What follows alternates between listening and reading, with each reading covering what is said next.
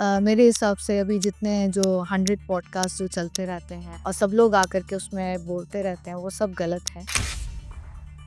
Actual जो लंका थी वो तो इक्वेटर पे ही थी। एस्ट्रोनॉमी वाली बुक में जब ये आ जाता है कि उसको राक्षसालय कहा गया, जिसमें वो अपने आप को पूरा आलू जैसा ढक लेते हैं और सिर्फ मुंह उनका थोड़ा-सा दिखता रहता है।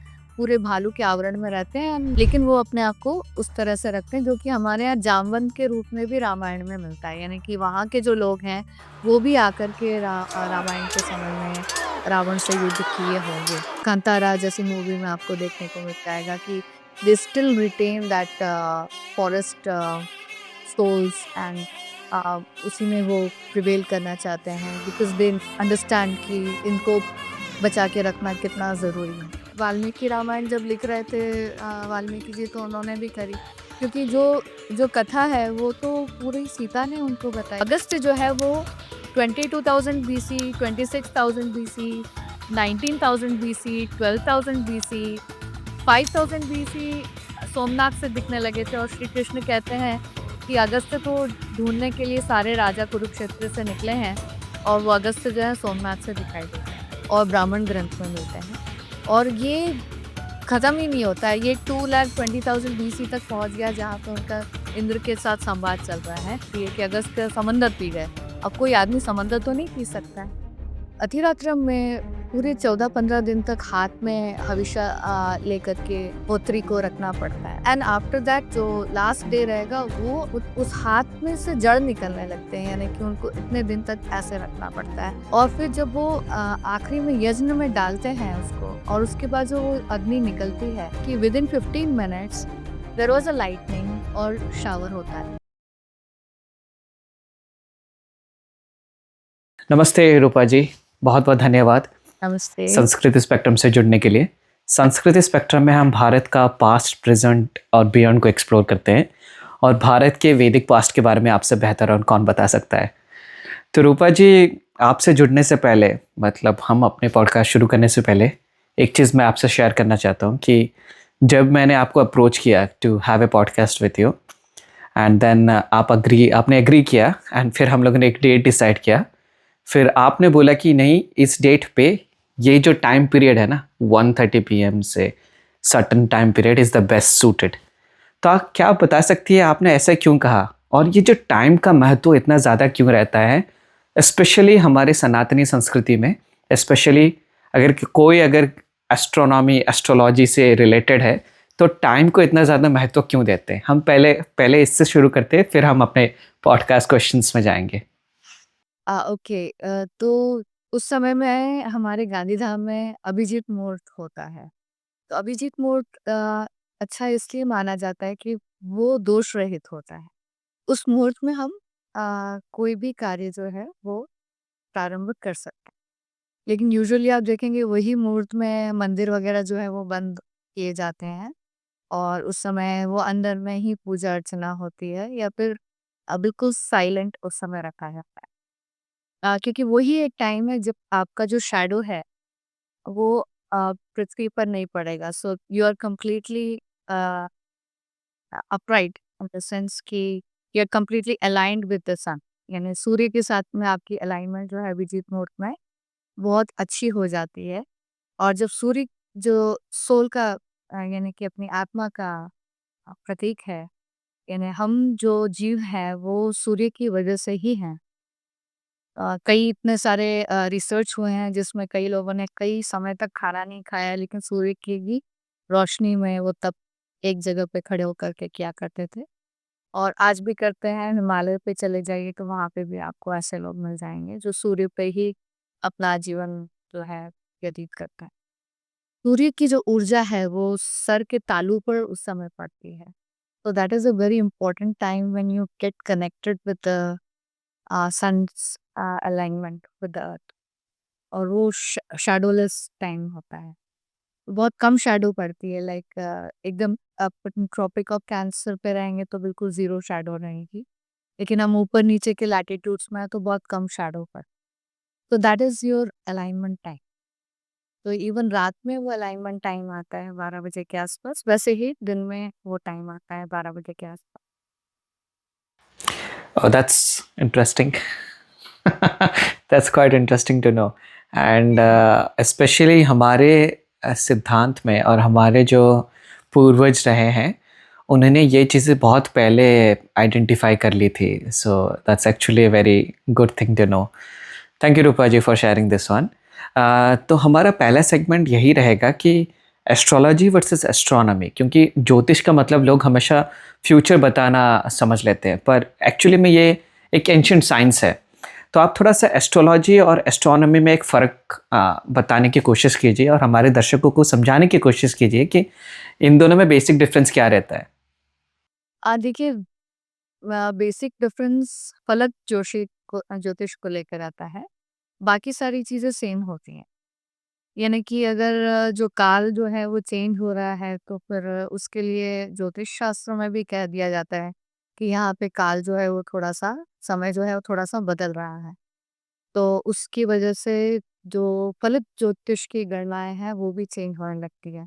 तो बहुत सारे फैक्टर्स होते हैं जो कि ह्यूमन माइंड पर इफ़ेक्ट करते हैं। फॉर एग्ज़ाम्पल अगर सब समझ लीजिए कि एब्साइडल प्रिसिशन की वजह से लॉन्गर विंटर्स अगर होने लगें, तो आप क्या करेंगे? तो आप उस समय अपने आप को संकुचित कर लेंगे चीज़ों से, अपने आप को बचाने की कोशिश करेंगे ठंड से।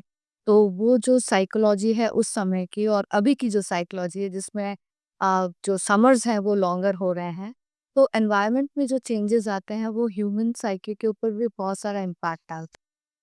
तो उसके हिसाब से जो मनुष्य है या जो प्राणी दूसरे प्राणी हैं, वो उस हिसाब से काम भी करते हैं। तो कई जो हैं जैसे पोलर बेयर हैं, तो वो 6 मंथ के लिए जो है वो सो जाएँगे। बिल्कुल हिलेंगे भी नहीं। But after that they gain momentum और फिर वो चलने लगते हैं और फिर अपना काम करते हैं। तो इसी तरह के मोमेंटम्स को काल में गणना करके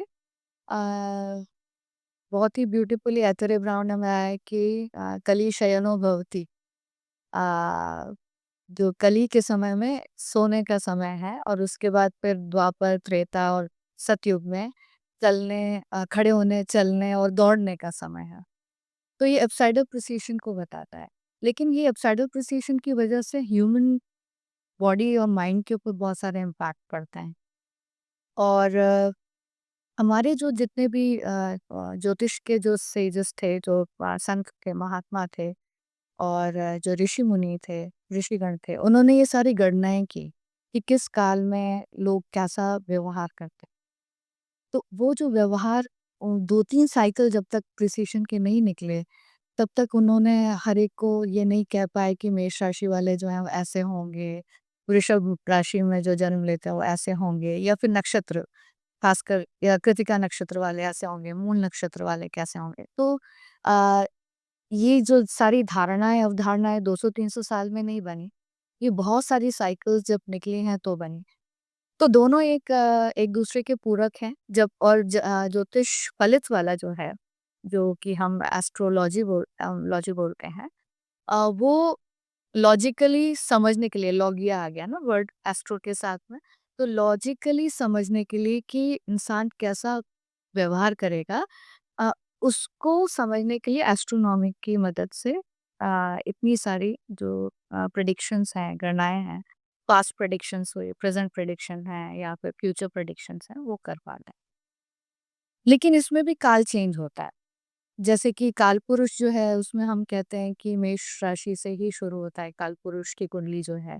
लेकिन मेरे हिसाब से अभी जितने जो 100 पॉडकास्ट जो चलते रहते हैं और सब लोग आकर के उसमें बोलते रहते हैं, वो सब गलत है।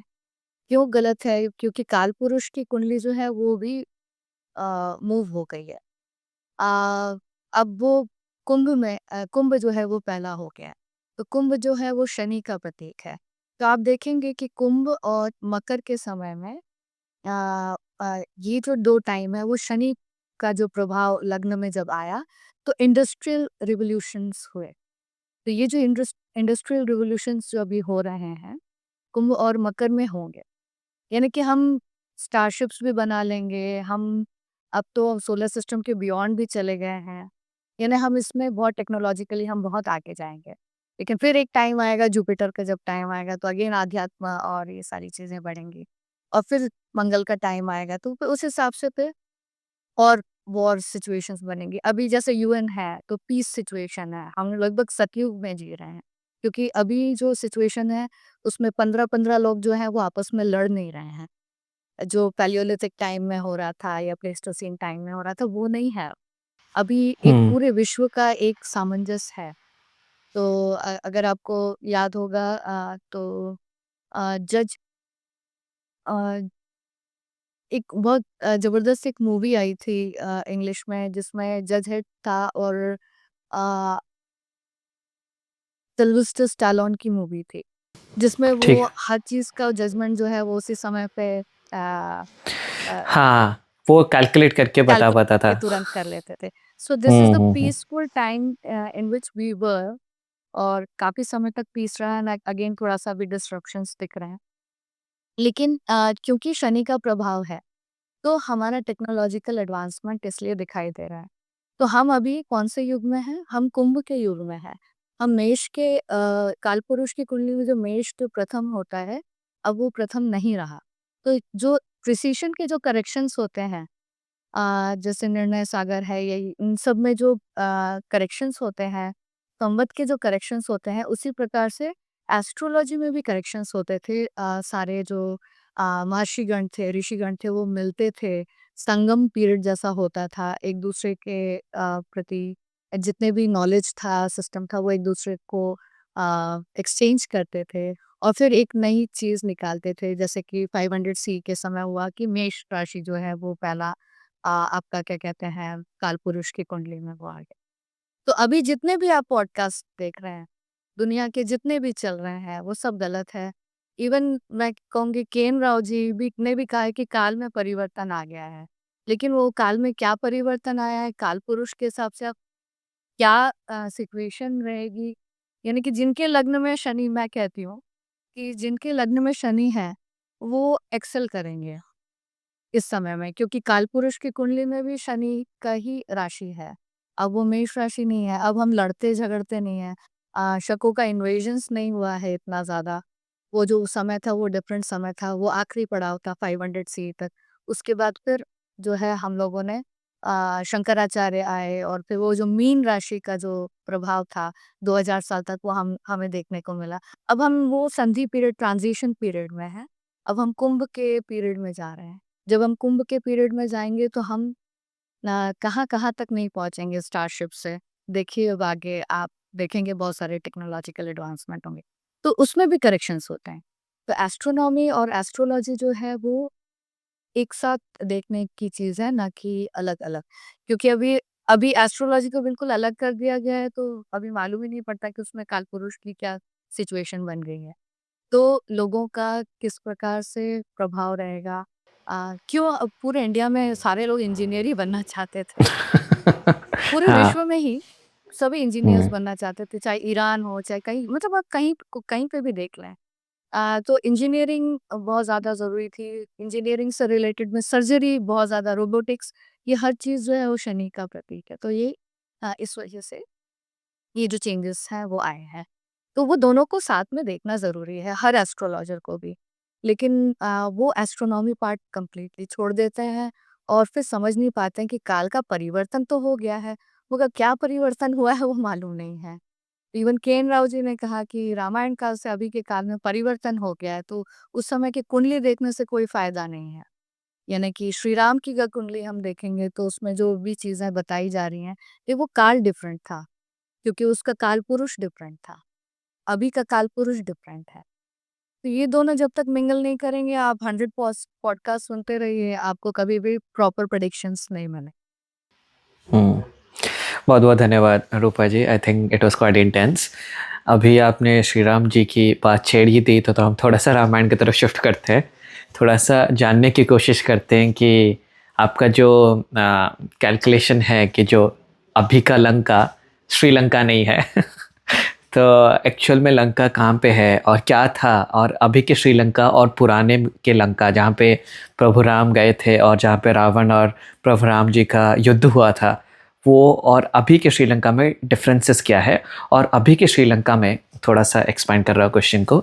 हम देखते हैं कि अशोक वाटिका है और रावणहल्ला ये है और बहुत से पर्वत है जो बताया जाता है कि नहीं ये रावण का पैलेस था, ये यहाँ पे रावण आके अपना फ्लाइट लैंड करता था।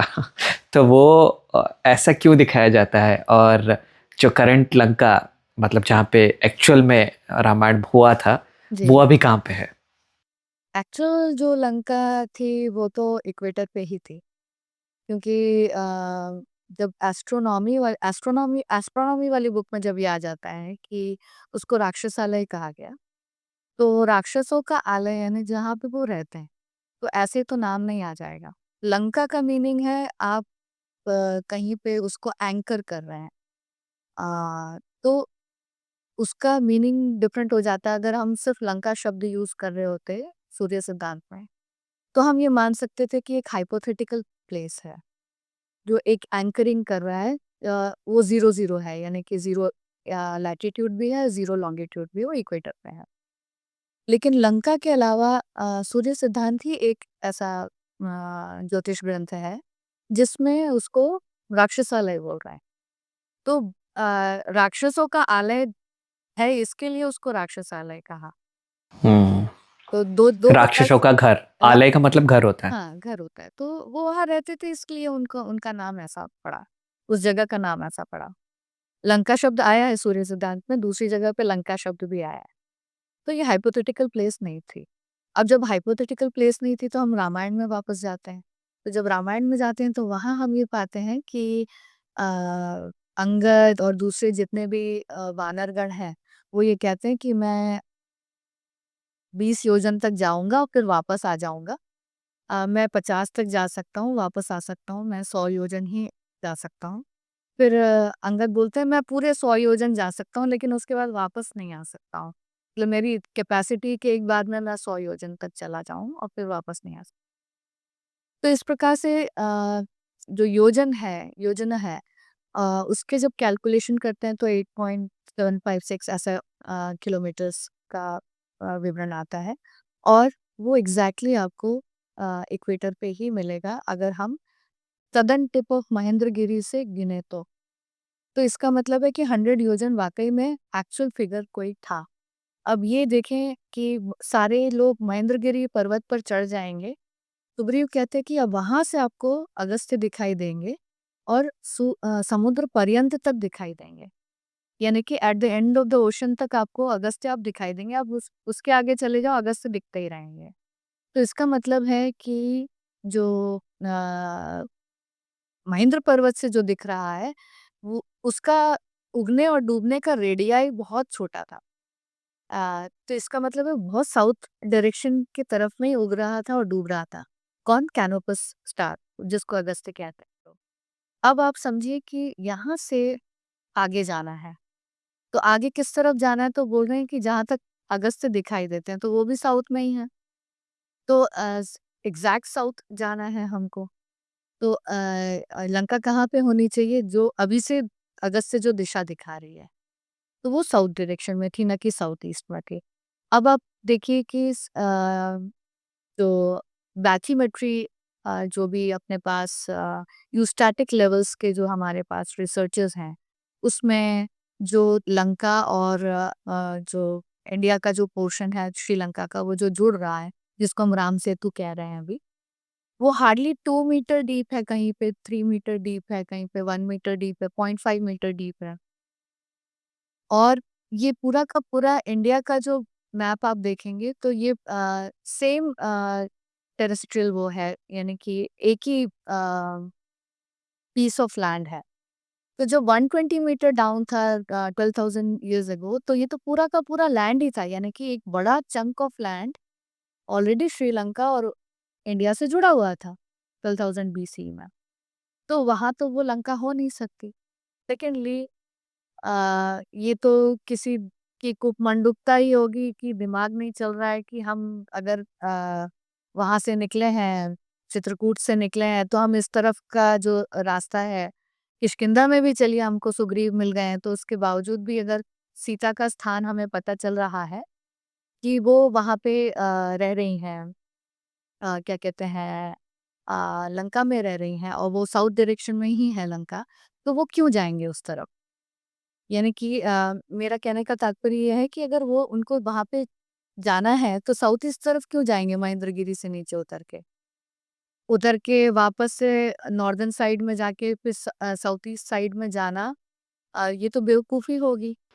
तो इससे तो अच्छा हुँ, वो लैंड रूट पकड़ के ही वहाँ तक पहुँच जाते। इतने महेंद्रगिरी पर्वत जैसा पर्वत जहाँ अगस्त मलाई जो है वहाँ पे चढ़ने के लिए आपको बहुत हिम्मत चाहिए, क्योंकि वो कंप्लीटली फॉरेस्टेड एरिया है और वो उस समय भी डेंसली फॉरेस्टेड था 12,000 बीसी में। तो वो तो बहुत बड़ी मूर्खता है कि आप एक बार पहाड़ पे चढ़ो और उसके बाद फिर नीचे उतरो और उसके बाद फिर आप कोस्टल लाइन पकड़ो और फिर राम सेतु की तरफ में, जो आजकल हम कहते हैं राम सेतु, वहां तक जाए। लेकिन इस राम सेतु का गैजेटियर में और कहीं पे भी कोई भी ऐसा उल्लेख हमको नहीं मिलता हिस्ट्री में कि उसको नल सेतु कहा जाता था, जबकि रामायण में उसको नल सेतु कहा गया है। तो नल सेतु कोई दूसरी जगह थी और राम सेतु जो है वो मेमोरी है, इसी नल सेतु की जो मेमोरी है वो वहां पे पहुंच, क्योंकि लोग शिफ्ट हुए, क्योंकि काफी जो आइलैंड्स हैं वो डूबने लगे थे। इवन 17th सेंचुरी के जो कार्टोग्राफिकल आप जो मैप्स देखेंगे, तो you will find thousands and thousands of islands there, जो कि अब कुछ भी नहीं है। लक्षद्वीप रीच पर अब हमें कोई भी बहुत कम हमको आइलैंड्स दिखाई देते हैं, अटॉल्स दिखाई देते हैं। तो ये बहुत सारे थे और जो चाइनीज़ लोग थे जिन्होंने जब आक्रमण किया था मालदीव्स पे, तो उनका विवरण आया है कि 3800 समथिंग थे। इतने ज़्यादा जो हैबिटेबल वाले आइलैंड्स थे, इतने तो आज है ही नहीं। मतलब 17th सेंचुरी से लेकर के अभी हम 22nd 21st 300-400 साल में ही 400 ऑलरेडी बहुत साल डूब में चुके हैं। ऑलरेडी हमारे इतने आइलैंड डूब गए। तो लंका हम हुँ, 12,000 बीसी की बात कर रहे हैं। 12,000 बीसी हाँ, हाँ, तो दैट्स करेक्ट। कब डूब गई होगी तो मालूम ही नहीं है किसी हाँ। को। लेकिन हाँ, वो मालदीव्स के आस-पास थी और पूरा का पूरा जो लैंड था वो पूरा पैलेशियल जैसा ही दिखाई देता था, जो रामायण में जो विवरण आया है।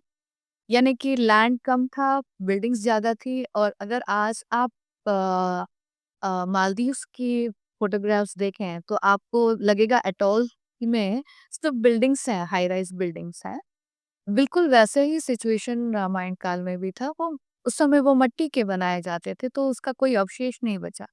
लेकिन अगर वो पत्थरों के बनाए गए होते तो उसके अवशेष हमें मिलते एटॉल्स के। और दूसरी बात कि अंडर सी जो आर्कियोलॉजी है वो हमारे इंडिया में बहुत कम हुई है। और अगर कुछ होती है तो हमें शायद इक्वेटर और इक्वेटर के आगे के जो अटॉल्स जो डूब गए हैं, उसमें हमें उसके कुछ अवशेष मिल सकते हैं। हुँ। हाँ, दैट्स इंटरेस्टिंग टू नो। क्योंकि आपने अभी वानर सेना की बात की, हनुमान की बात की, अंगद की बात की, नील की बात की। तो जो वानर सेना थी वो क्या असली में मंकीज़ थी या वो एक ट्राइब थी जो ह्यूमन्स ही थे जो डिफरेंट डिफरेंट एरियाज़ में रहते थे? आपके क्या विचार रहेंगे? क्योंकि बहुत से लोग बोलते हैं कि नहीं वो कंप्लीटली मंकीज़ थे, अगर हम कुछ भी बोले उनके वो ज़्यादा गुस्से में आ जाते हैं लोग कि नहीं, हाँ, अब बोलिए रूपा जी। मंकीज़ तो नहीं थे, वो वानर ही थे। जिस प्रकार से अभी भी छत्तीसगढ़ में पूँछ लगा कर के और अपने आप को पूरा टाइगर का जो आवरण है वो बना लेते हैं, अपने पेंट करके एंड एक सेलिब्रेशन होता है छत्तीसगढ़ में। इसी प्रकार से सुंदरवन में चले जाएँगे तो मुखौटा रखते हैं पीठ के पीछे, सर के पीछे, सो दैट टाइगर जो है वो अटैक ना करे। तो इसी प्रकार से और भी डिफरेंट ट्राइब्स थे, जैसे कि इवन अभी भी साइबेरिया में आप चले जाइए या जो नॉर्दर्न यूरेशिया वाला जो एरिया है, रशिया भी है, तो वहाँ पे अभी भी एक रीक्ष कल्चर है, बेयर कल्चर है, जिसमें वो अपने आप को पूरा आलू जैसा ढक लेते हैं और सिर्फ मुंह उनका थोड़ा सा दिखता रहता है, पूरे भालू के आवरण में रहते हैं and that is their kind of celebration. लेकिन वो अपने आप को उस तरह से रखते हैं जो कि हमारे यहाँ जामवंत के रूप में भी रामायण में मिलता है। यानी कि वहाँ के जो लोग हैं, वो भी आकर के रामायण के समय में रावण से युद्ध किए होंगे। ये मेरा मानना है। तो जो ऋक्ष कल्चर था वो ऋग्वेद से ही हमें दिखने को मिल जाता है और रामायण में भी दिख रहा है। और बाद में अभी तक भी दिख रहा है साइबेरिया से लेकर के रशिया हर जगह जो नॉर्दर्न एरियाज हैं, पोलर एरियाज में वो आज भी रिक्श कल्चर है, बेर कल्चर है। अ, बहुत समय पहले तक बेर की बलि भी दी जाती थी, ये सब भी होता था। तो इसी प्रकार से हमारे यहाँ वानर थे, किष्किंधा के जो लोग थे। हो सकता है कि वो बहुत ही ज़्यादा गोरे थे और रेड फेस था उनका, और उसके साथ में वो कुछ ऐसा आवरण लगा लेते थे जिससे वो बिल्कुल वानर की तरह प्रतीत होते थे। उन्होंने हो सकता है कि नगर जैसे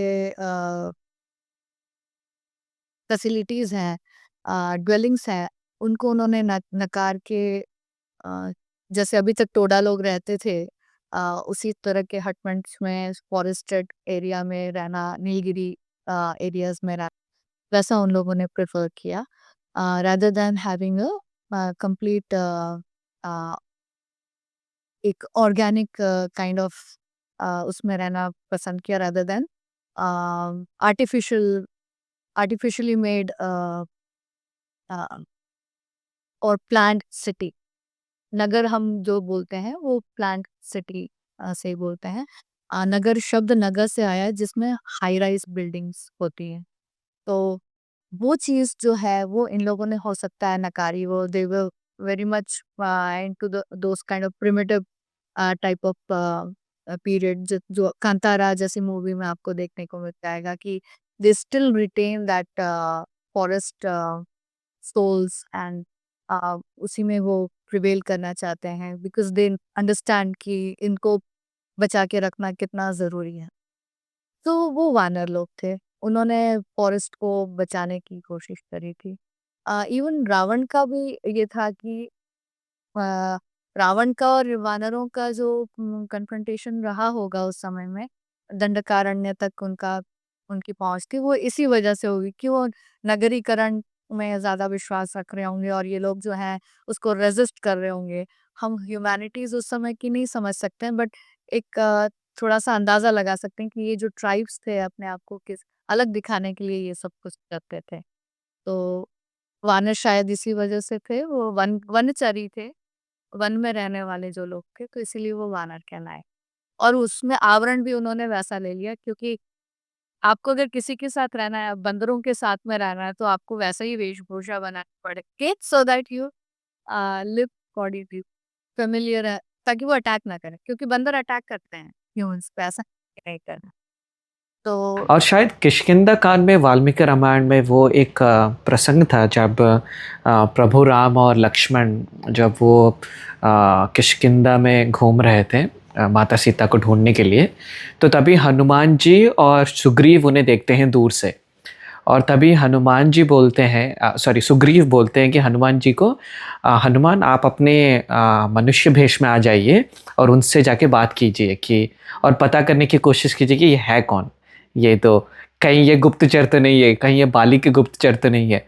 तो यहाँ से पता चलता है कि वो फॉर्म जो उनका जो मास्क रहता था, वानरों का मास्क रहता था, वो उतार के नॉर्मल फेस में जब जाते थे वो ह्यूमंस रहते थे। तो शायद हम लिटरल और मेटाफोरिकल चीज़ों को समझने में जब पढ़ते हैं उसे शायद हम ज़्यादा लिटरली ले लेते हैं क्योंकि वो एक तरह से पोएटिक वे में लिखा जाता है, एक तरह से मेटाफोरिकल नरेशन रहता है जो हम शायद समझने में गलती कर लेते हैं।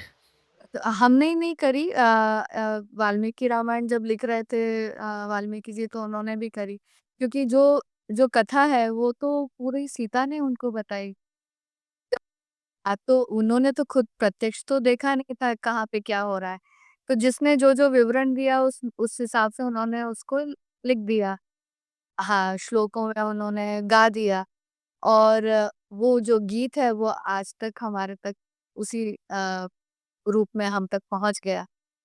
अब हमारे ऊपर है कि उन्होंने तो एनकोड कर दी उनकी रियलिटी को। हमको डिकोड करनी है कि उनकी रियलिटी क्या थी। तो दैट मेक्स सम सेंस क्योंकि उन्होंने जो उनके सामने कोई वीडियो रिकॉर्डिंग्स नहीं आ रही थी। तो सीता माँ ने जैसा बताया होगा वो और सीता माँ सुग्रीव से नहीं मिली थी इनिशियली। इनिशियली उन्होंने जो भी उनके हिसाब का जो विवरण था वो श्री राम ने दिया। श्री राम जी से मिला उनको। वो तो लास्ट में उन्होंने देखा कि इतने सारे लोग वो वेशभूषा वैसी पहुंच गए लंका और फिर वो इस तरह से युद्ध हुआ और सब हुआ। लेकिन जब वो कंटिन्यूअसली कोई वानर वानर बोल रहा है तो वो वानर वो उनके अंदर की जो रूपरेखा होगी वो उस प्रकार से उन्होंने बताई होगी। तो वाल्मीकि जी को भी जो भी कथा मिली है वो सब सीता से मिली, और सीता को कहाँ से मिली है? राम से मिली है। जब वो पुष्पक विमान से वापस आ रहे थे तो सारे रूट्स जो है वो बताया, and that was a shortcut. मतलब हो सकता है कि विमान ना भी हो, लेकिन पूरा विवरण जो जाने का है वापस से वो पूरा विवरण वापस जाने का भी बताएंगे तो रामायण डबल हो जाएगी। तो हो सकता है कि उसको भी कट शॉर्ट करने के लिए एक विमान पुष्पक बताया गया होगा। लेकिन हो भी सकता है पुष्पक में विमान ज़रूर रहे भी होंगे, क्योंकि वो पेस ऐसा नहीं है कि साइंटिफिकली हम नहीं सोच सकते थे। हमारा दिमाग उतना ही साइंटिफिक था जितना अभी है। तो उस समय भी कुछ हो रहा होगा लेकिन उसके अवशेष नहीं मिलते हैं तो हम उसको एब्सेंस ऑफ एविडेंस, तो एविडेंस नहीं होता है करके हम ये मान। अभी रूपा जी आपने अगस्त्य का नाम लिया, क्योंकि बहुत लोग रहे हैं जो अगस्त्य को शायद एक ऋषि के हिसाब से देखते हैं, ऋषि अगस्त्य। पर आपने बोला कि नहीं, अगस्त्य जो है वो एक स्टार है। अ, तो अगस्त्य के बारे में आप थोड़ा सा बताइए, क्या वो एक इंसान थे या वो एक स्टार है? और आपने अगस्त्य को किस तरह से ढूंढा, और आपके रिसर्च में अगस्त्य का इम्पोर्टेंस क्यों इतना ज़्यादा है? अ, सबसे आखिरी वाला पहले ले लेते हैं। अगस्त का इम्पोर्टेंस क्यों है इतना ज़्यादा? वो टाइमलाइन डिसाइड करता है बहुत इजीली, क्योंकि हमारे पास अगस्त्य को लेके इतनी कहानियां हैं, हर पुराण में, रामायण में भी, महाभारत में भी। और अगस्त्य का विवरण शुरू हो जाता है ऋग्वेद से। ऋग्वेद में जो अपना बैटल ऑफ टेन किंग्स है उसमें ही अगस्त्य आ जाता है। वहां पे वो राइज हो रहे हैं। तो कुरुक्षेत्र वाला जो लैटिट्यूड है पारुष्णी के ऊपर, अब वो राइज हो रहे हैं ऐसे करके उसमें विवरण आया है। तो जब वहां पे राइज होने का विवरण आ गया, दूसरा विवरण आ गया रामायण में कि महेंद्रगिरी से अब आपको दिखाई देंगे राइज एंड सेट जो है वो अगस्त का वहां पे होता रहेगा, वो है। तीसरा विवरण आ गया पराशर तंत्र में। अब ये जो भेद करना बहुत जरूरी है कि ऋषि अगस्त्य थे, वो फिजिकल मुनि थे या फिर स्टार कैनोप। तो जितने भी ज्योतिष ग्रंथ हैं उसमें तो वो स्टार कैनोपस है।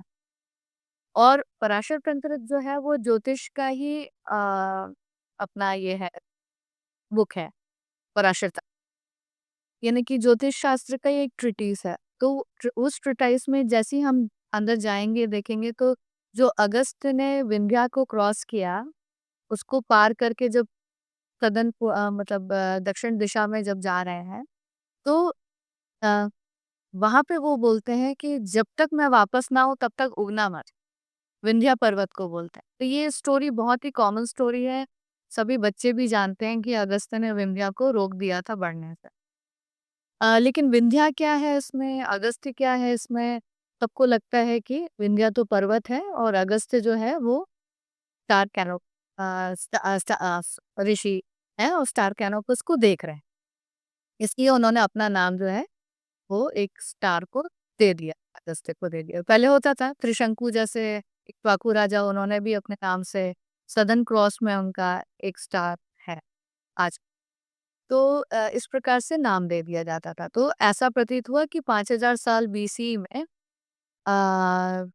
बिफोर कॉमन एरा, जब कोई एक मुनि अगस्त्य क्रॉस कर रहे थे विंध्या, उस समय में उन्होंने ये कैनोपस को अपना नाम दे दिया था और ये इतना पुराना हो सकता है। अब जितने भी पुराण हैं, जब मैंने सारे पुराण पढ़े, रामायण की भी कथा पढ़ी, महाभारत में भी पढ़ी, तो फिर मुझे समझ में आया कि वहां पे दूसरे अगस्त्य की कोई बात नहीं कर रहा है। वो एक ही अगस्त्य की बात कर। तो अगर एक ही अगस्त्य की बात कर रहा है और ऐसा कोई विवरण नहीं है जो केडी अभ्यंकर जी ने अपने थॉट्स से उन्होंने दिया कि अगस्त्य ने अपना नाम उस सितारे को दे दिया, तो ऐसी कथा उससे भी पुरानी वाली त्रिशंकु की है कि विश्वामित्र ने त्रिशंकु के लिए वो स्थान बनाया और वो त्रिशंकु को उन्होंने स्वर्ग में स्थान दिया और अब वो सदर्न क्रॉस के रूप में जाना जाता है। तो इस प्रकार की कोई कथा हमारे इसमें नहीं है। हमारे इसमें सिर्फ़ यही आती है कि वो साउथ चले गए और फिर वो उसके बाद वापस नहीं, वहाँ पे वो कथा जो है खत्म होता है। तो ये एक थिन लाइन थी डिफरेंशिएट करने के लिए कि 2 लोगों की बात नहीं हो रही है, यहाँ पे सिर्फ़ एक की बात हो रही है और वो कैनोपस स्टार ही हो सकता है। और सपोज़िंगली कैनोपस स्टार सदर्न कोर्सिंग में था, यानी कि कुरुक्षेत्र में 26,000 साल पहले दिखाई दे रहा था। फिर धीरे-धीरे, धीरे-धीरे वो विंध्या पे दिखाई देना शुरू हुआ। वो 19,000 बीसी की बात है और उसके बाद फिर और धीरे-धीरे नीचे जाते जाएँगे तो महेंद्रगिरी पर्वत पे 12,000 बीसी पे आ जाते हैं। तो वहाँ से ऊपर कोई भी लैटीट्यूड्स में अगस्त दिखाई नहीं देता। तो ये जो लैटीट्यूड है, ये इम्पोर्टेंट था कि ये नीचे की तरफ आ रहे थे। तो हम अ, जब पराशर तंत्र में गए और जब वहाँ पे पढ़ा, तो उसमें लिखा है कि अब साउथ में पहुँचने के बाद अगस्त्य मुनि जो है, वो उगते और डूबते साउथ में ही हैं। जैसे ही राइज़ एंड सेट शब्द वहाँ पे आया, उगने और डूबने का शब्द संस्कृत में आया, तो इसका मतलब ये हो गया कि ये वो अगस्त्य फिज़िकल मुनि नहीं है, ये कैनोपस स्टार की बात। तो यहाँ पे डिफरेंशिएशन आ गया। तो जैसे ही एक सिरा मिलता है ना, जैसे कि अपना कोकून होता है सिल्क का, आपको एक थ्रेड चाहिए। जैसे ही आपको एक थ्रेड मिलता है, तो पूरी कहानी जो है हर पुराण की निकलने लगती है। तो फिर दूसरी कहानी है, ये अगस्त्य ने पूरा समंदर पी लिया था और कालकेयस और कालकेयस जैसे जो असुर हैं वो दिखने लगे थे। वो छुपे हुए थे समंदर के अंदर लेकिन दिखने लगे थे। तो असुर भाग के जो सितारे हैं जो नहीं दिख रहे थे, जो नक्षत्र हैं जो नहीं दिख रहे थे, वो नक्षत्र वापस दिखने लगे। और उस समय उन्होंने एंटवाइन किया कौन-सा मेमोरी?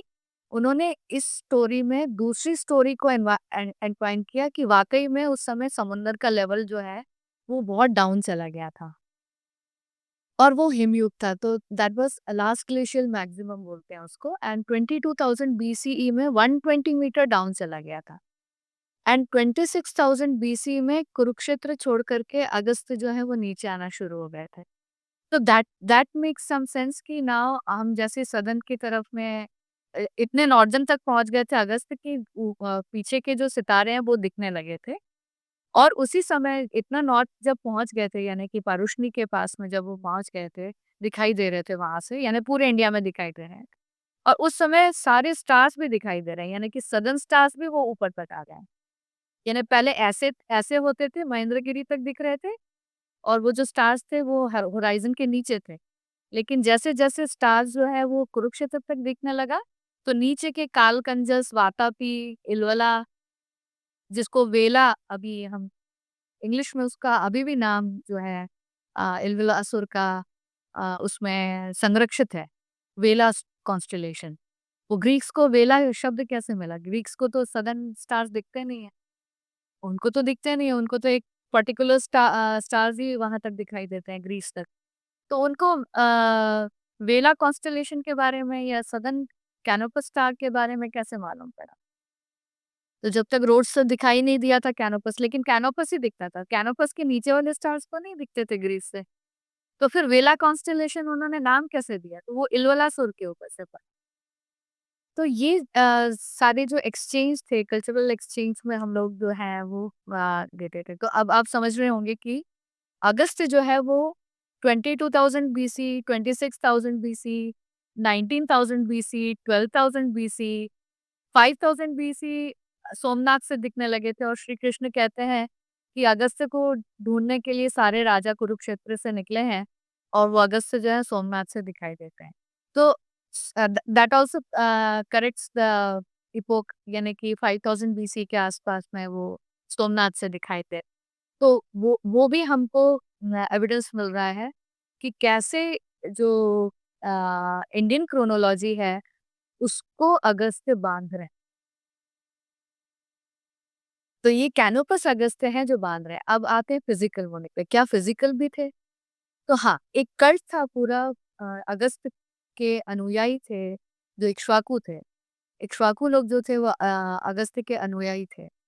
और ऋग्वेद में आया है कि इक्ष्वाकु के जो प्रीस्ट थे यानी कि किंग प्रीस्ट जो होते हैं उसी तरह के प्रीस्ट जो थे वो इक्ष्वाकु वंश के वशिष्ठ और अगस्त्य ये दोनों ही उनके फैमिली फैमिली प्रीस्ट थे। Sorry, I can family priest थे। तो ये जो इश्यूज हैं, ये हमें समझना बहुत ज़रूरी है कि किस तरह से अगस्त्य जो है वो पूरी क्रोनोलॉजी को बाँधना शुरू कर चुके हैं और इससे भी बियॉन्ड गए हैं, वो हमें इसमें ऋग्वेद में मिलते हैं और ब्राह्मण ग्रंथ में मिलते हैं और ये खत्म ही नहीं होता है। ये 2,20,000 बीसी तक पहुँच गया जहाँ पे उनका इंद्र के साथ संवाद चल रहा है और उसके भी पहले के इराज हैं जिसमें अगस्त्य और वशिष्ठ दोनों एक साथ जन्म लेते हैं। तो ये भी एक एस्ट्रोनॉमिकल फिनोमेना है। अगस्त्य लोपामुद्रा के साथ में जो डायलॉग है वो भी एस्ट्रोनॉमिकल फिनोमेना है, जिसमें दूसरी एक चीज़ को एंटवाइन किया गया, फैमिली कैसी होनी चाहिए, व्हाट शुड बी द ब्रह्मचर्य, what should be the family life, wife के प्रति उनका समर्पण कैसा होना चाहिए। सभी चीज़ें इम्पोर्टेंट हैं, वो सबको उन्होंने एंटवाइन करके ऋग्वेद में रखा है। तो ऋग्वेद एक्चुअली में देखा जाए तो it has multiple layers, something like जो मल्टीपल लेयर्स हमें अगस्त्य की स्टोरी में मिलती है कि अगस्त्य समंदर पी गए। अब कोई आदमी समंदर तो नहीं पी सकता है। हाँ, but it is a metaphor कि अगस्त्य जो है जब इस प्रकार से दिखाई दे रहे थे कुरुक्षेत्र से, तो वहाँ पे नीचे जो समंदर है, लेवल बहुत नीचे भी चला गया, प्लस सडन जो स्टार्स हैं वो भी ऊपर तक दिखाई देने लगे। वो ऊपर आ गए, वातापी ऊपर आ गए, इलोला ऊपर आ गए। उनकी जो कहानी है वो भी बहुत इंटरेस्टिंग कहानी है। तो किसी और समय में हम एक-एक कहानी को लेकर के कभी पॉडकास्ट करेंगे। ये बहुत लंबी कहानियाँ हैं, बट ये एंकर करती हैं इस तरह। ठीक है, समझ गया। आपने कहा था कि जो टाइमलाइन आपने बताया वो अराउंड 2,20,000 है। क्या यही टाइमलाइन है या इससे भी पुराना टाइमलाइन इससे है भी हमारा? पुराना। हाँ, जैसे कि इससे भी अगस्त्य पुराना। और वशिष्ठ का जो जन्म है, वो ये वाले एपिसोड से भी पुराना है क्योंकि यहाँ तो अब अगस्त्य आ चुके हैं और वो इंद्र के साथ में डिस्कशन कर रहे हैं। मरुदगण को बोल रहे हैं कि इंद्र को अपने साथ ले लो। तो this was also a natural phenomena जिसको एनकोड किया गया एक लैंग्वेज में और हमको अब उसको डिकोड करना है। तो एक जो थिन लाइन थी वो तो निकल गई कि एक्चुअल में कैनोपस कौन है। तो और एक कल्ट है जो कि कैनोपस स्टार को फॉलो कर रहा है। तो रामायण में आया है कि नासिक में अगस्त्य जो है, फिजिकल अगस्त्य जो है वो वहाँ पे हैं और श्री राम सीता को लेकर के लक्ष्मण को लेकर के वहाँ पे गए भी हैं मिलने के लिए। अगस्त्य के भ्रातृ से भी मिलने के लिए जाते हैं। तो इस तरह से हमें ये पता चलता है कि फिजिकल अगस्त्य भी थे और अगस्त्य थे, मतलब बहुत सारे अगस्त्य थे और एक आश्रम जो है महेंद्रगिरी में भी विवरण आता है रामायण में कि वहाँ पे एक आश्रम भी है महेंद्रगिरी पे भी। तो इसका मतलब है कि एक वन पोर्शन ऑफ अगस्त्यास वे रिसाइडिंग इन नासिक और वहाँ से वो कुछ स्टार्स को फॉलो कर रहे थे और दूसरा जो खेप है, उनके जो अनुयायी हैं वो महेंद्रगिरी पे हैं और वहाँ से वो स्टार को देख रहे हैं कि कहाँ तक दिखाई दे रहा है। तो ये कंटीन्यूअस ऑब्जर्वेशंस जो हैं वो करते थे उस समय पे। ऐसा नहीं था कि ब्रेक ब्रेक में था, जैसे अभी ब्रेक हो गया है। कालपुरुष की कुंडली के बारे में जो मैंने आपको बताया वो ब्रेक हो गया है। पीछे 2000 साल में किसी ने इसके बारे में कुछ नहीं सोचा है। तो अभी एक रूपा भाटी आई हैं, वो उसमें सोचना शुरू किया कि कालपुरुष की कुंडली चेंज हो गई, आप लोग क्या वाच रहे हैं? तो आप लोग क्या बताने की कोशिश कर रहे हैं? तो दैट मेक्स डिफरेंस कि इसीलिए अब आज के समय में कोई भी ज्योतिष शास्त्री जो फलित ज्योतिष करते हैं, वो एक्यूरेटली नहीं बता पाते हैं कि कब क्या होगा। क्योंकि इसमें काल में भेद आ गया तो वो बताना मुश्किल होगा। आप सबको सिंक्रोनाइज़ करेंगे तब जाकर के प्रॉपर हम बता पाएँगे कि क्या हो रहा है। तो इस तरह से आप समझ सकते हैं कि अगस्त का क्या इम्पोर्टेंस है। जी। हाँ, बहुत इंटेंस था एक्चुअली अगस्त्य के बारे में जानना, क्योंकि वो एक तरह से क्या बोल सकते हैं बेसलाइन बन जाते हैं, वहाँ से हम सब कुछ कैलकुलेट कर पा रहे हैं कि कहाँ से क्या जा रहा है। So Agastya it makes it very important कि अगस्त्य का क्या वैल्यू है और बहुत अच्छे से समझाया रूपा जी आपने। अभी आपने ऋग्वेदा की बात की, तो थोड़ा-सा ऋग्वेदा की तरफ हम जाते हैं। ऋग्वेदा थोड़ा-सा कॉम्प्लिकेटेड है, समझना भी, उसका लैंग्वेज भी बहुत ज़्यादा कॉम्प्लिकेटेड है। और पता नहीं ऋग्वेदा, आपको पता है ऋग्वेदा किसने लिखी है? देखिए जितने भी जो उसके दृष्टा हैं, जो मंत्रों को देख रहे थे, उसको फिर वो वापस से बोल रहे थे। तो देखने की पद्धति यानी कि एनकोड कर रहे थे। जैसे कि एस्ट्रोनॉमी मैं बोल रही हूँ, एस्ट्रोनॉमी को भी एनकोड कर रहे थे। तो उसमें अर्जुनी और फाल्गुनी अर्जुनी शब्द आया है, अघा शब्द आया है। नक्षत्र वहाँ पे ऋग्वेद में ही दिखने लगे थे। अ, अब बात आती है कि किस प्रकार से देख रहे थे, हीलियोसेंट्रिक मॉडल भी आपको उसमें मिल जाएगा, आपको सारी चीज़ें मिल जाएँगी साइंस के। लेकिन एन्कोडिंग उसकी इस तरह से हुई है कि वो लैंग्वेज अब ऑब्सोलीट हो गई है। उसके कुछ विवरण ब्राह्मण ग्रंथ में मिलते हैं जिससे हम कोरिलेट कर पाते हैं। फिर हमें पुराणों में मिलते हैं उनकी कथाएँ, उससे हम कोरिलेट कर पाते हैं। इस तरह से हम 14 विद्या जिन जो जानते हैं वो ही ऋग्वेद को समझ सकते हैं। नॉर्मली ऋग्वेद को समझना बहुत ही मुश्किल है। उसमें जो भाषा है वो बहुत पुरातन काल की भाषा है। तो और वो बोलचाल की भाषा थी। यानी कि वो छंदो भाषा जो हम कहते हैं, वो आर्ष भाषा जो है, वो ऋषियों की भाषा थी। तो वो आपस में जिस प्रकार से बात करते थे, इसलिए अब मैं ये नहीं कह सकती कि कौन पहले आया, कौन बाद में आया, किसने लिखा उसको। किसने लिखा तो जो दृष्टा था उसी ने लिखा, जिसने देखा उसने लिखा। अ, हम अभी भी उसको मंत्र दृष्टा ही कहते हैं। यानी कि कोई एपिफैनिक मोमेंट हुआ। पुतन जी को जैसे माता दिखती थी और सपने में उनको इक्वेशंस दिखते थे। तो वो मोमेंट्स जो हैं डिस्कवरी वाले मोमेंट्स जो हैं इन्वेंशन वाले जो मोमेंट्स हैं वो अचानक से होते हैं और फिर उसको हम परिवर्तित कर देते हैं। जैसे कि हमने मोटर कार बना ली अभी या कुछ बना लिया। उसी प्रकार से वो मंत्र हैं और उन मंत्रों के प्रभाव भी हैं। ऐसा नहीं है कि उनके कोई प्रभाव नहीं होते, उनके प्रभाव भी हैं। क्योंकि वो मेट्रिकल हैं, उसमें मैथमेटिक्स है और यूनिवर्स में कोई भी चीज़, चाहे फ्लावर का एक पेटल ही ले लीजिए, एवरीथिंग हैज़ या सनफ्लावर फॉर एग्ज़ाम्पल सनफ्लावर ले लीजिए। या फिर वो जो शेल है वो ले लीजिए। हर चीज़ में मैथमेटिक्स को दिखाने की कोशिश करते हैं हम। हर जगह देखते हैं ट्विटर्स में इधर-उधर सब लोग फिगर्स डालते हैं और उसमें मैथ्स दिखाते हैं कि इसमें इस प्रकार की सीरीज़ होगी जिसकी वज़ह से ये फाइबोनाची ये है, वो है। मतलब हर चीज़ जो है आपके सामने कोई भी 3 डायमेंशनल चीज़ है या 4 डायमेंशनल है या 5 डायमेंशनल जो हमें नहीं पता है। ये जो सारी चीज़ें ये मैथ्स के बिना नहीं है। ये जो टाइम है, टाइम डायलेशन है, ये कुछ भी चीज़ है, हर चीज़ में मैथमेटिक्स है और ऋग्वेद के हर मंत्र में मैथमेटिक्स है। तो वी डोंट नो कि वो किस प्रकार से उसका उस मैथ का यूज़ कर रहे थे।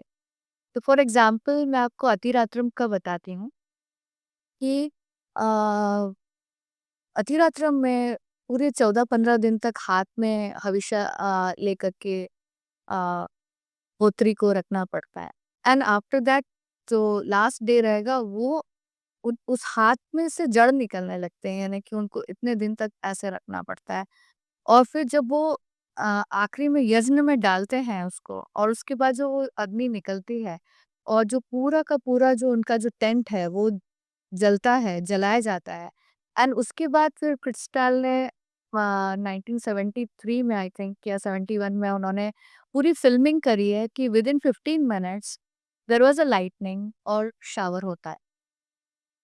तो दैट वाज़ इम्पोर्टेंट क्योंकि ये जो मैंने कहा ना मैथमेटिक्स है, तो even to do codings and all आपको 0-1 बाइनरी जो है अ जो कंप्यूटर जो समझता है वो भी मैथमेटिक्स है।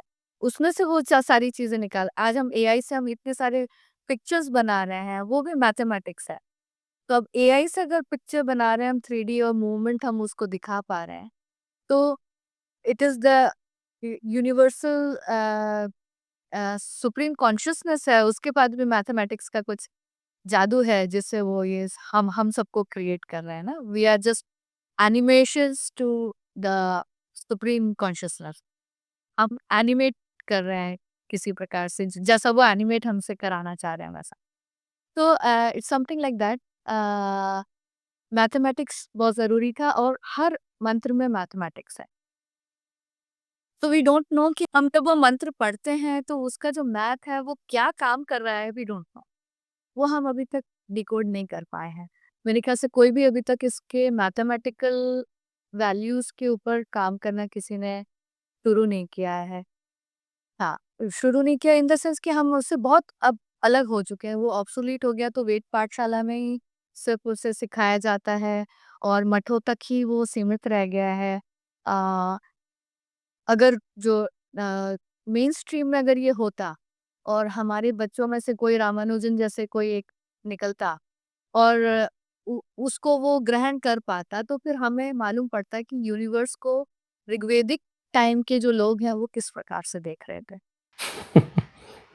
No, intense, it's very very intense कि तब का साइंस और अब के साइंस में बहुत डिफरेंस है। और ऋग्वेदा हम बता सकते हैं यहाँ से कि ऋग्वेदा इज़ एक्चुअली ये साइंस पूरी तरह से लिखा गया है। आपने एक बार एक ने बताया था कि जो मंत्रास बताए गए हैं वेदास में और वैदिक मंत्रास जो रिचुअल्स रहते हैं उसमें एक तरह का पावर पावर रहता है। आप एक बार एक्सप्लेन कर रहे थे, आप उसके ऊपर से थोड़ा स्ट्रेस देंगे? पावर का मतलब वो जो ध्वनि निकलता है, मंत्रास को रिसाइट किया जा रहा है और वहाँ से जो ध्वनि निकलता है, वहाँ का जो एनवायरनमेंट रहता है, जो आग में जलाया जाता है, वहाँ का जो वातावरण रहता है वो पूरा का पूरा चेंज हो जाता है। उसके ऊपर थोड़ा सा आप हाँ, स्ट्रेस कर पाएंगे? वो मैंने किया है खुद। जितना मुझसे मंत्र उच्चारण करते बनता था उतने मंत्रों को लेकर के जब मैंने उस पर कार्य किया और एवरी अमावस्या और पूर्णिमा को मैं घर में हवन करती। अब थोड़ा-सा गैप आया because of too much of writing work. लेकिन मेरा नियम था ये 2 समय में करने का।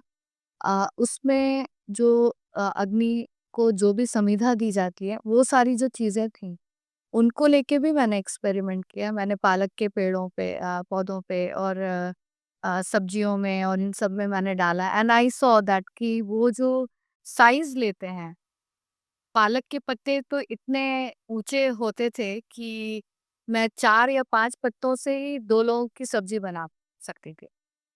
मतलब इतने बड़े हो जाते। एंड वो एनवायरनमेंट को भी काफ़ी हद तक शुद्ध करते हैं, जितना आपका एरिया है। कहते हैं कि एक घर में यज्ञ जो होता है वो कम से कम 60 मीटर डायमीटर तक उसको शुद्ध कर देता है या हाँ, हाफ अ किलोमीटर तक शुद्ध कर देता है। शुद्धता का इन द सेंस ये है कि we need a little warm in the environment.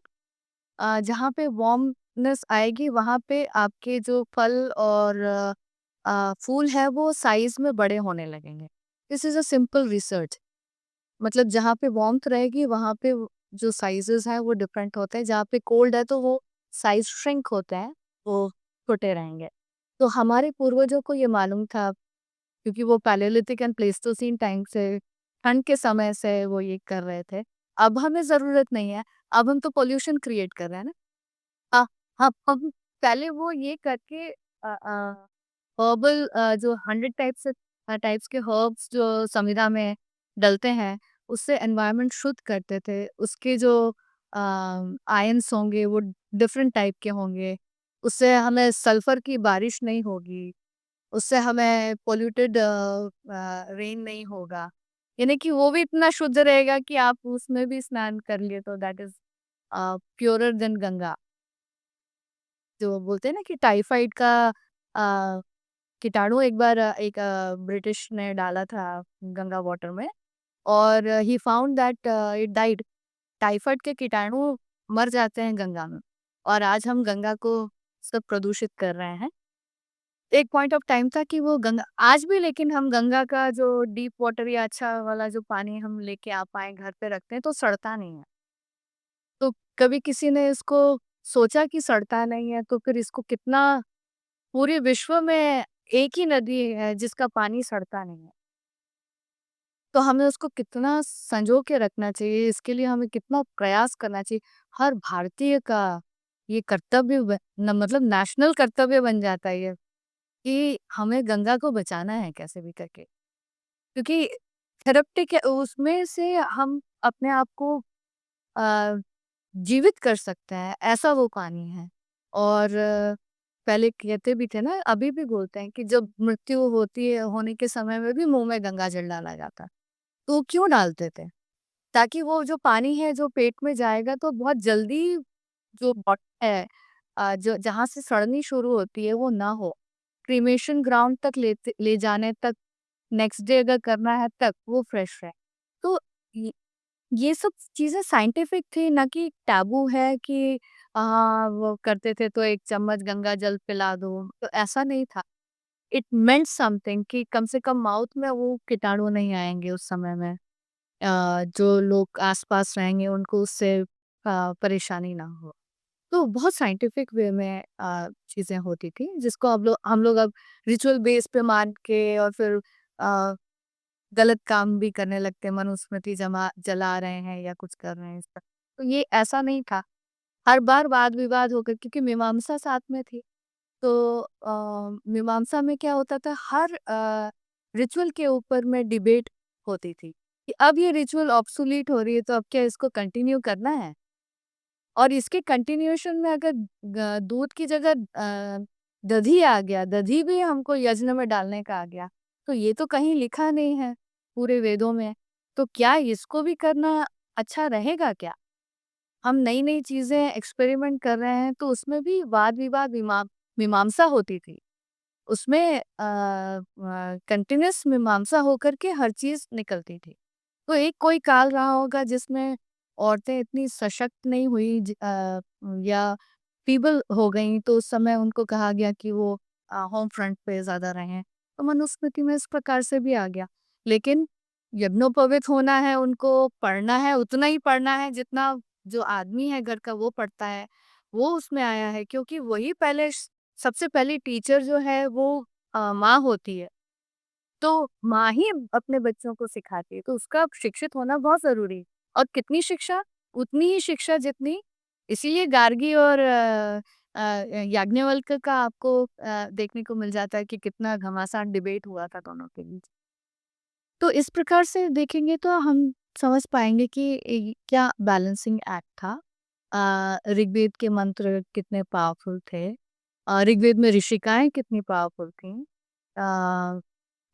लड़ाई के मैदानों पे वो उतरती थीं और सबसे अग्रणी रहती थीं। तो ये सब विवरण ऋग्वेद में बहुत प्रॉपरली आया है। मंत्रों के रूप में आया है, entwined with all these historical evidence, historical events. Historical events भी एंटवाइन हो गई, मगर वो मंत्र का दूसरा मीनिंग भी है। लेकिन वो मीनिंग हमको नहीं समझ में आता है, वो मैथमेटिकल जो मीनिंग है, वो हमको नहीं समझ में आता है, वो हम डिकोड नहीं कर पाते हैं। क्योंकि वो मंत्र का जो मीनिंग, अगर वो मंत्र का हिस्टोरिकल मीनिंग तो हमको समझ में आ गया। ये हिस्टोरिकल फैक्ट भी इसमें ले लिया है। लेकिन दूसरा वाला अभी तक हमको वो जो थिन लाइन जो अगस्त्य की मिल गई, पराशर तंत्र, वैसे हमको थिन लाइन्स इनकी नहीं मिल रही हैं। हाँ, क्योंकि इतनी सारी वेद की शाखाएँ थी, सब लुप्त हो गईं, लोग मर गए। नॉर्दर्न पोर्शन में काफ़ी सारा जो है लूट के लिए इन्वेड आए और डार्क एज आया। इंडस वैली सिविलाइजेशन का ही हमारे पास कोई भी ओरल ट्रेडिशन नहीं है। तो उसके बाद का फिर कैसे शका, जब इतने सारे शका आए, उसमें से कुछ अच्छे शका जो है उनको समझ में आया कि नहीं, इनका रिटेन करना चाहिए। गुप्ता पीरियड, उसके पहले का पीरियड, तो उन लोगों ने हुँ, थोड़ा-सा हमारा ये वाला कुशांस, शायद कुछ कुशांस थे जो उन्होंने अटैक नहीं किया, बट हाँ, उससे पहले जो शाकास थे उन्होंने तो पूरा वो वायलेट करके टक्का सब और कुछ हुड, नष्ट कर दिया था। टक्का हाँ, हुड आते थे और हाँ। पूरा वो प्लंडर करके चले जाते थे। तो उसमें बहुत सारी चीज़ें जैसे नालंदा जलाई गई, ऐसे बहुत सारी चीज़ें जल भी गई। दूसरी-दूसरी जगह पे जल गई। अच्छा, ह्यूमन मेमोरीज़ भी खत्म हो गई, क्यों? क्योंकि जनरेशन-जनरेशन लोगों को मार दिया गया।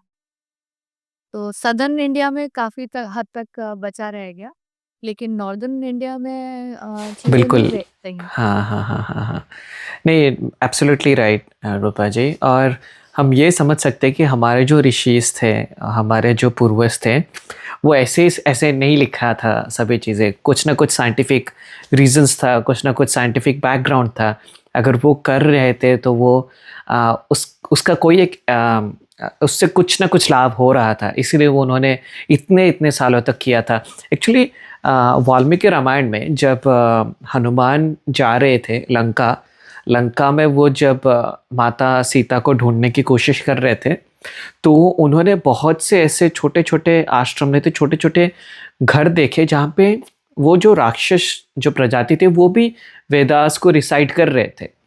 तो अभी अगर आप 12,000 बीसीई पकड़ लीजिए, नहीं तो 5,000 बीसीई पकड़ लीजिए, तब तक वो नॉलेज था। उसके बाद से जब शाकाज़, हुन्स, उनका इन्वेजन शुरू हो गया, फिर इस्लामिक इन्वेजन शुरू हो गया, ए लॉट ऑफ थिंग्स यहाँ पे बर्न आउट हो गए, लॉट ऑफ नॉलेज गैप होने लगा क्योंकि बहुत से लोग को मारने लगे लोग। तो यहाँ से हम ले सकते हैं कि जो हमारा जो नॉलेज का जो पूर्वजों से आने वाले थे, जो ट्रांसफ़र होने वाला था, जो ओरल कम्युनिकेशन, वो भी निकल गया सब कुछ। तो हाँ, तो यहाँ से हम ले सकते हैं कि दैट बहुत से चीज़ें। फिर भी हमें जितना प्राप्त हुआ है, at least historical point of view से हम उसको डिकोड कर पा रहे हैं। बाकी चीज़ें नहीं डिकोड कर पा रहे हैं, इट इज़ डेफिनिटली वो नहीं कर सकते हैं क्योंकि उसके लिए व्याख्या करने वाले जो लोग थे वो अब नहीं रहे। तो हमें बताएगा कौन कि एक्चुअली में एक क्या मीनिंग रहा होगा उसका। तो वो बहुत डिफ रूपा जी, आपने सूर्य सिद्धांत की बात की। सूर्य सिद्धांत क्या एक्चुअली होता है और इसका इतना ज़्यादा महत्व क्यों है? और आज के जो जेनज़ीज़ हैं, उन्हें आइदर सूर्य सिद्धांत के बारे में, नहीं तो अपने वेदास के बारे में और अपना जो वैदिक हिस्ट्री है, उसके बारे में जानना इतना ज़्यादा इम्पोर्टेंट क्यों है? सूर्य सिद्धांत जानेंगे तभी पंचांग बना सकते हैं। तो पूरा जो पंचांग की जो पद्धति है वो सूर्य सिद्धांत पर ही बेस्ड है। तो जो टाइमिंग और उसके जो कैलकुलेशंस हैं, एक्लिप्सेस के calculations, everything is very perfect. मतलब उसमें आपका 0.00001 का एरर निकलता है। तो even Burgess and all these people were astonished कि ये लोग कैसे कैलकुलेट कर लेते थे। Prior to where the eclipse will happen in the whole globe. यानी कि पूरे ग्लोब में कहाँ पे होने वाला है एक्लिप्स, वो स्थान भी बता देंगे पूर्ण कहाँ पे होने वाला है। तो तीर्थ उस समय हो जाता था वहाँ पे, कुरुक्षेत्र का सबसे इम्पोर्टेंट है। तो सब जाके कुरुक्षेत्र में वहाँ पे स्नान करेंगे और वहाँ का जो एक्लिप्स है वो बहुत इम्पोर्टेंट हो जाता है। तो इवन लैटिट्यूड एंड लॉन्जिट्यूड उनको पता रहता था, पटना में कब होने वाला है, कुरुक्षेत्र में कब हो रहा है, ये वो तो पूरे इंडिया में से दिखाई दे रहा है, मगर एक पर्टिकुलर उसका जो सन और मून का और अर्थ का जो कॉम्बिनेशन में जो शैडो एक्चुअल कहाँ पे पड़ रहा है वो भी स्थान उनको मालूम था और तीर्थ उनको बनाए गए। पुष्कर, पुष्कर एक जगह है, कुरुक्षेत्र है, ऐसा। तो Surya Siddhanta is very important even in our times. अगर सूर्य सिद्धांत को प्रॉपरली कॉलेजेस में पढ़ाया जाए, एटलीस्ट बेसिक नॉलेज तो होना चाहिए कि अ, कैसे कैलकुलेशंस होते थे। If we are ready to read Newton's law, Newtonian theories, जो कि इंडिया में ऑलरेडी प्रेजेंट थी उसके पहले से ही। तो if we are ready to read that, why not our own shastra also. हमारे शास्त्र भी तो पढ़ा दो, उसके की पॉइंट्स ही बता दो कि इसमें एपिसाइकल वाले से ऐसे करते थे। लेकिन देखो सन और मून जो वो रेट्रोग्रेड मोशन नहीं होता उसका, दैट मीन्स दे न्यू कि ये मून जो है वो अर्थ के आजू-बाजू घूम रहा है, हम सन के आजू-बाजू घूम रहे हैं। तो recently I give a talk in ISRO, जहाँ पे मैंने दिखाया कि हीलियोसेंट्रिक कैसा है ऋग्वेद में। लाइकवाइज सूर्य सिद्धांत में भी हीलियोसेंट्रिक ही है, लेकिन उसको एपिसाइकल्स के रूप में समझा करके उसको थोड़ा-सा जियोसेंट्रिक बनाने का कोशिश किया। Why? Because we are standing on the earth and then observing the things ना। तो उस हिसाब से उसको किया, लेकिन स्वैप किया। सूर्य सिद्धांत में सन का पोज़ीशन अर्थ की जगह है और अर्थ का पोज़ीशन सन की जगह है। तो दे न्यू कि सन के किस तरफ में बुध और शुक्र घूम रहे हैं। They knew the occultation of बुध एंड शुक्र, that means Mercury and Venus upon the sun. यानी ब्लैक स्पॉट दिख रहा है ना, ब्लैक स्पॉट जैसे ही आया सन के ऊपर, वो सन का ब्लैक स्पॉट नहीं, जैसे ये आया तो ये ऑक्लटेशन जो है वो हुआ, एक्लिप्स हुआ। किसका? बुध जो है वो उसके ऊपर आया, सूर्य के ऊपर। या वो अपने नेकेड आई से कैसे देख रहे थे मुझे तो आश्चर्य है। हाँ, अब तक और समझ भी वो इतने सालों पहले उन्होंने बनाया है। उन्होंने देखा और उन्होंने इस चीज को तैत्तिरीय ब्राह्मणा में लिखा। उन्होंने मर्क्यूरी को मंथन कहा। मंथन यानी कि जो मथता है, यानी कि एक छोटा सा बुध ग्रह सूर्य को मथ रहा है, और सूर्य को मथते समय वो ऑकल्टेशन भी कर रहा है, सूर्य के सामने भी आ रहा है। वो अर्थ पृथ्वी के लोगों को दिखाई दे रहा है। बाकी पृथ्वी से जो दूसरे वाले प्लैनेट्स हैं, जुपिटर, सैटर्न, यूरेनस, प्लूटो, वो सब तो सन के पीछे जा करके दिखाई देंगे। लेकिन यही दो ग्रह हैं, शुक्र और बुध, जो सन के आगे भी दिखाई देंगे। तो शुक्र और मंथन को मंथन कहा गया, यानी कि ये जो दो ग्रह हैं, ये सूर्य को मथते रहते हैं। ये तैत्तिरीय ब्राह्मणम है। तो I am writing, translating the Taittiriya ब्राह्मण ऑल्सो। इसके फर्स्ट चैप्टर में ही ये चीज आ गई। तो कैन यू इमेजिन, एंड किसको मथ रहा है? तो उसका नाम है जगधा, यानी जगत को धारण करने वाला। कौन? सूर्य। तो सूर्य कौन से जगत को धारण किया हुआ है? ऑल द प्लैनेट्स के जो ऑर्बिट्स हैं वो सूर्य से जुड़े हुए हैं। तो वो जगदा है, जगदा को भी मथ रहा है ये। मतलब इतना पावरफुल है बुध। एंड दैट इज व्हाई जब एस्ट्रोलॉजी में जाते हैं अपन, तो देखते हैं कि बुध जो है वो बड़ा ही क्रूकेड है। अब जैसे ही आप बुध के घर में, जैसे ही सपोज करिए बृहस्पति और बुध अगर एक साथ हैं कहीं युति में, तो वो बच्चा गुरु की चटनी बना देता है। क्यों? क्योंकि वो इतने प्रश्न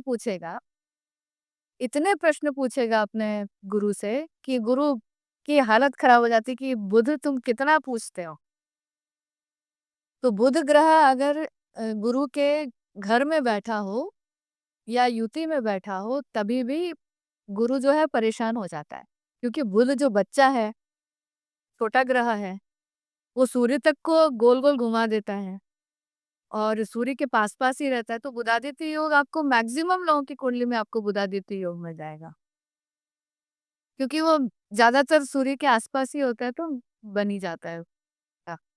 और शुक्र भी जो है वो सूर्य के बहुत आसपास ही रहेंगे। ये दो ग्रह जो है वो सूर्य के पास में ही होते हैं, तो दो तीन घर आगे पीछे ही आपको हमेशा मिल जाएंगे सूर्य और बुध। तो ये बहुत ही एक इंटरेस्टिंग फैक्टर है जो आ, हम हमें समझना चाहिए। एक्चुअली ये दोनों एक दूसरे के पूरक तो हैं ही, लेकिन हमें ये इम्पोर्टेंस जो है वो समझनी चाहिए कि ये किस प्रकार से एक दूसरे के वो हैं।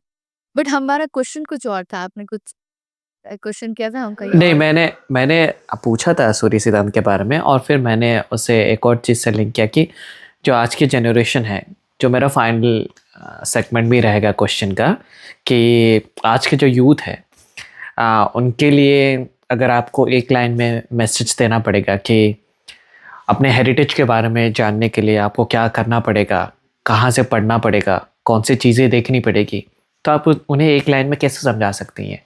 बस मैं ये बोलूंगी, रील देखना बंद करें और कोई किताबें उठाएं। तो इवन हमारी जो जनरेशन है ना अभी, जिसमें हर तरह का इवोल्यूशन देख लिया है 1980 से लेकर के अभी तक में, हम भी रील में लग गए हैं। और ऐसा नहीं है कि हम नहीं देख रहे हैं। तो आप सोच सकते हैं, बच्चे जब एक बार रील देखने लगते हैं तो 1 आवर 2 आवर ऐसे ही निकाल। तो 1 2 आवर अगर वैसा निकाल रहे हैं, तो 1 आवर आप एंशंट टेक्स्ट के लिए भी दे दीजिए। एक दो श्लोक ही पढ़ लीजिए हर दिन, और उसका डिसाइफरमेंट कैसे हो सकता है वो सोचना शुरू करिए। Then your brain start working. तो book, hands on the book होना जरूरी। You have to read. आपको पका पाया पकाया सब चीज नहीं मिलने वाला है। आप खुद, क्योंकि मैं अगर कुछ पढ़ रही हूँ तो मैं ये नहीं कहती कि मैं सारा कुछ करके जाऊंगी इस जीवन में। पोस्टीरियरिटी के लिए मैं एग्जाम्पल छोड़ के जा रही हूँ कि वो आगे और भी उसमें से डिस्कवर करें और भी खोजें। जैसे मैंने मंत्रों के बारे में बताया कि ऋग्वेद के मंत्र सिर्फ हिस्टोरिसिटी को मेंटेन नहीं कर रहे हैं, बियॉन्ड दैट उसमें बहुत है। हाँ, अगर 1.164 जो सूक्त है, प्रथम मंडल का 164वां सूक्त जो है, 164वां, अगर इसी को पढ़ ले इंसान, तो उसमें पूरी एस्ट्रोनॉमी है, पूरी एस्ट्रोनॉमी। तो अगर इतना भी पढ़ ले तो उसको समझ में आ जाएगा कि ऋग्वेद में ही हमारा हेलियोसेंट्रिक आ गया, ये वेस्ट हमें क्या दे रही है। अच्छा, इसमें भी ट्रायम्फेंट करने की ज़रूरत नहीं है कि हम बहुत वो थे, हम बहुत ये थे। It is rediscovering of things कि वो लोग अगर ऐसा सोच रहे हैं तो हमें हम क्या सोच सकते हैं? या हमारे जीन में है तो तभी तो हमने वो मून के अदर साइड में हमने अपना अ, सैटेलाइट उतारा। दैट मीन्स कि जेनेटिकली तो we are more advanced by in comparison to Americans और एनी बारबेरियन जो भी बोल दीजिए। मैं तो अभी भी उनको बारबेरियंस ही बोलती हूँ क्योंकि रिसेंट रिसेंट टाइम तक वो सबको मारते ही रहते थे। उन्होंने पूरा अमेरिका खत्म कर दिया, वहाँ की जो नेटिव अमेरिकन्स हैं वो खत्म कर दिया, अब बोलते हैं कि हम अमेरिकन हैं। तो ऑस्ट्रेलिया में भी वही किया। तो साउथ अफ्रीका तो वो ब्रिटिश ही है, लेकिन वो अपने आप को अफ्रीकन्स ही बोलेंगे। ऑस्ट्रेलियंस अपने आप को ऑस्ट्रेलियंस बोलेंगे रादर दैन सेइंग कि they they are the offspring of British people. या फिर अमेरिकन्स जो है they are also British people but now they are Americans. तो वहाँ के लोगों को मार के वो तो बारबेरियंस ही थे। जहाँ पे जाएंगे सबको खत्म कर देंगे एंड देन खुद प्रिवेल करेंगे। तो इनके पास क्या नॉलेज थी? कुछ भी नहीं था। हमारे पास जो 26,000 बीसी में नॉलेज थी वो इनके पास आज भी नहीं है। वो है ही नहीं, उनको पता ही नहीं है कुछ भी। उनको कैनोपस के बारे में नहीं मालूम था।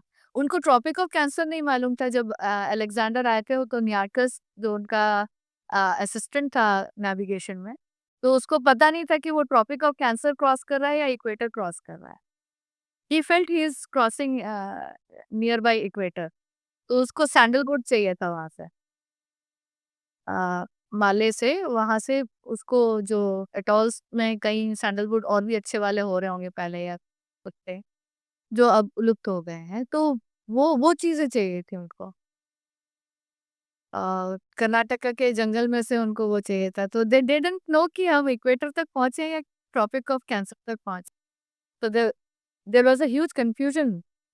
तो अगर अलेक्जेंडर के समय तक इनको इतना कन्फ्यूजन था तो they didn't know anything about navigation also. Hmm. तो एक वर्ड में बताया जाए, एक लाइन में बताया जाए तो अगर यूथ अपना पास्ट समझने की कोशिश करेंगे तो फ्यूचर खुद ब खुद बन सकता है। तो हिस्ट्री इसीलिए जानना ज़रूरी होता है, क्योंकि हिस्ट्री से हमें बहुत सारी चीज़ें सीखने को मिलती हैं। उस समय एनवायरनमेंट ऐसा था तो वो क्या कर रहे थे, तो हमें आगे देखने को मिलेगा ना। अभी हम तो इतना वेजिटेरियन वेजिटेरियन लगा के रखा हुआ है इतना, एकदम से हिमयुग आएगा, ये पूरा सवाना लैंड हो जाएगा, इंडिया वापस से, तो क्या खाएँगे? तो you need to understand from the history कि उस समय क्या कर रहे थे, कैसे वो बचा रहे थे। मेरा एक ब्लॉग आप पढ़िएगा जिसमें रामायण में लिखा है कि पंचनखा में कौन से जानवर जो हैं वो खाए जा सकते हैं, कौन से को छोड़ देना चाहिए। हाथियों को निषेध था and because of that elephants survived in Indian continent. Hindu राष्ट्र जहाँ थे वहाँ पे एलिफेंट क्यों बच पाए? वो इसी वजह से बच पाए क्योंकि रामायण में ही आ गया कि ये नहीं खाना है इसको। Otherwise, the most tastier bone marrow must have been of elephant only. And it was very easy to carry उसने इतना मोटा कैरी करके तो 10 दिन तक खा सकते हैं. And people can throw stones on me for this कि क्या बोलती रहती. But this is the fact. अगर if I am taking Rigved to 26,000 BC or 2,20,000 BC, तो you cannot expect me कि मैं कढ़ाई चढ़ा करके खाना बना रही हूँ. हाँ, बिल्कुल नहीं। तभी वो डेवलप ही नहीं हुआ था, वो वो डेवलप इन्वेंशंस ही नहीं नहीं हुए हुआ थे। था और वो हाँ, है भी नहीं। ऋग्वेद में कहीं नहीं है कढ़ाई का वर्णन। ऋग्वेद में कहीं कछुली का वर्णन नहीं कि इसमें से ऐसे करके बनाया जा रहा है। ऋग्वेद में कहीं नहीं कि फिश खाया जा रहा है। They didn't kill the fish, Matsya को छोड़ करके शायद। और मत्स्य जो किंगडम था that was the southern kingdom which was in the river Saraswati. वो एक अलग डिबेट है। But I am giving you a hint that who were the Pandyans and Cheras and Cholas in Rigveda. So it was only those people who I think ate fish. Otherwise, nobody else ate fish in Rigvedic time. And still in Bengal, it is the auspicious staple. बस delicacy तो छोड़िए, उसको पूजा में भी और शादी में भी उसको सजा के लेके जाया जाता है। So that is not there in Rigveda. So there had been so many transitions and changes and how people and this is very recent. जो बंगाल में जो ब्राह्मण्स हैं, they can eat fish.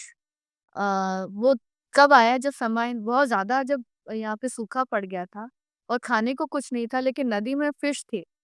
तो जब ब्राह्मण मरने लगे तो फिर उनको ये कहा गया, मठों ने कहा कि आप खा सकते हैं fish and fish is vegetarian. तो the things in this way change. ये बहुत रीसेंट बात है, मतलब आई थिंक 17-18 ब्रिटिश टाइम की बात है। ब्रिटिश से भी थोड़ा पहले, ब्रिटिश से भी पहले समझ ली 17th सेंचुरी होगा। उस समय में जब ग्रेट ये हुआ और ये सब हुआ तो तब से वो फिश का स्टेपल जो है वो ब्राह्मण्स भी खाने लगे। And I think Konkani Brahmins they also eat, I think. जो क्योंकि वही उपलब्ध है तो और सूखा पड़ा है तो कुछ खाने को नहीं है तो जिंदा रहने के लिए तो खाना तो पड़ेगा। खाना ही पड़ेगा। हाँ, हाँ, हाँ। देखो, बहुत तो हम अपना पॉडकास्ट यहीं पे अंत करते हैं रूपा जी, और बहुत-बहुत धन्यवाद हमसे जुड़ने के लिए। संस्कृति स्पेक्ट्रम से थैंक्स जुड़ने टू के यू लिए। For inviting me, thank you so much. I hope we again connect. Yeah definitely आपने तो बोला भी है कि बहुत से ऐसे स्टोरीज़ है जो हम शेयर नहीं कर पाए क्योंकि वो बहुत ज़्यादा बड़े हो जाते हैं। डेफ़िनेटली एक और बार हम कनेक्ट करेंगे, बहुत बार कनेक्ट करेंगे और बहुत से ऐसे स्टोरीज़ को एक्सप्लोर करेंगे जो आजकल के यूथ और आजकल के जनरेशन को देखना चाहिए, सीखना चाहिए। धन्यवाद रूपा जी, नमस्ते। धन्यवाद, थैंक यू सो मच।